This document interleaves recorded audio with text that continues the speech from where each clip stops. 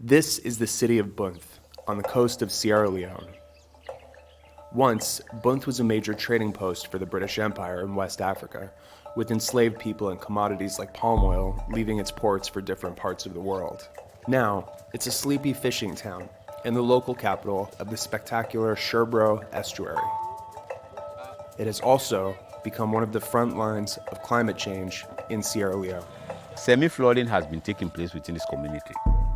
If this one had not been made, within a period of 10 years to come, all these houses would have been cleared. A few years ago, Bonthe built a wall to cope with rising sea levels. But other towns on the Sherbro estuary's coastline haven't been so lucky. With less resources, many of these towns are struggling to cope with the onset of climate change.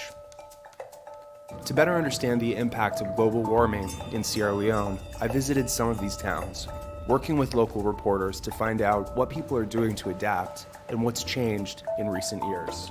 When I was young by then, this place was bigger, but because of flooding and this climate change, we are affected by the sea. The place, flooding is affecting us, really. In towns like this one, Hanging Site, people are building makeshift barriers to protect against flooding during storms and high tides. The more we try to build walls here, the more the place gets spoiled. But they're often poor protection against the power of nature. Normally what we do, we go into the bush there to cut the mangrove, to build this place, to block there, to build a wall, so that flooding will not affect us. Yeah, it works for a time, and later on it still continues.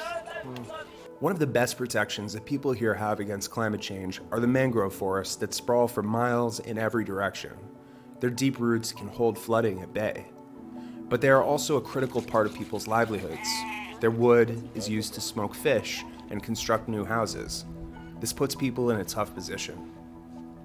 Well, the consequence of cutting this particular thing is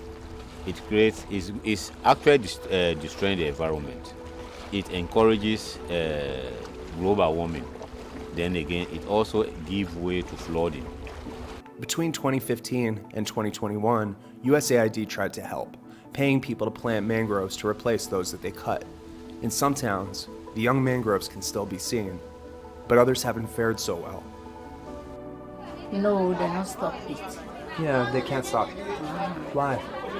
Because now we live in. We can sell mango tea, then we dry fish with, we cook with. So we not for stop. In this town, Hanging Site, Miata Morlu, who helped plant the mangroves through the USAID project, says nearly none of the seedlings survived. The one that we left? We just think on approximately. Okay, about 50, about 60, because the animal, them So the highest now 60 we don't left. Yes. So out of 1,000 trees you planted, only 60 are left? Yes. USAID's struggles here are an example of how difficult climate finance can be in practice.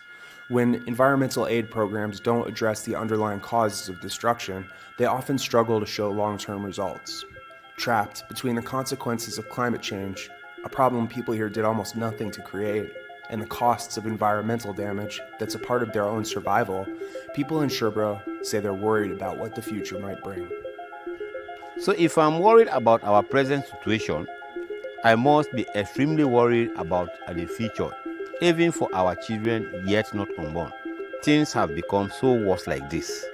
The place has become hot, and we are using this type of behavior, manhandling the environment. The time all of us would have passed away, I wonder what is going to be their own fate.